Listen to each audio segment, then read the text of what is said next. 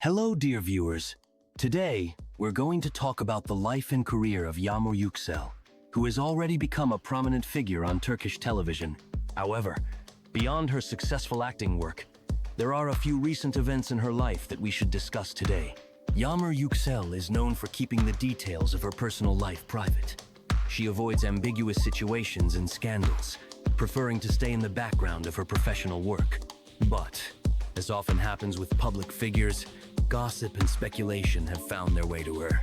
One such topic that attracted attention was the on-screen couple Dilan and Baran from the series Bloodflowers.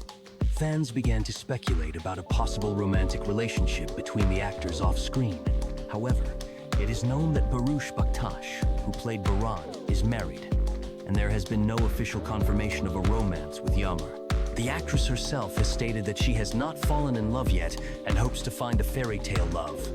Just like in the series, at the moment, Yagmur is dedicating much of her time to improving her acting skills.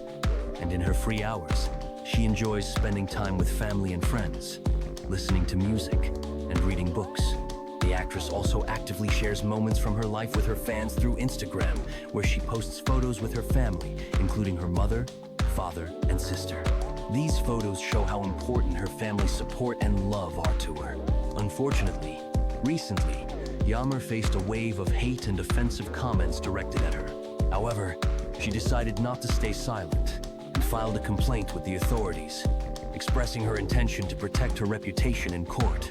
The actress's lawyer stated that several profiles spreading offensive remarks have already been blocked. Following this, Baktas also published a statement, saying that he would also protect his rights against those who publish indecent content about him. Thank you for joining us. If you want more news about Yagmur Yuksel and other favorite actors, don't forget to subscribe to the channel. See you soon.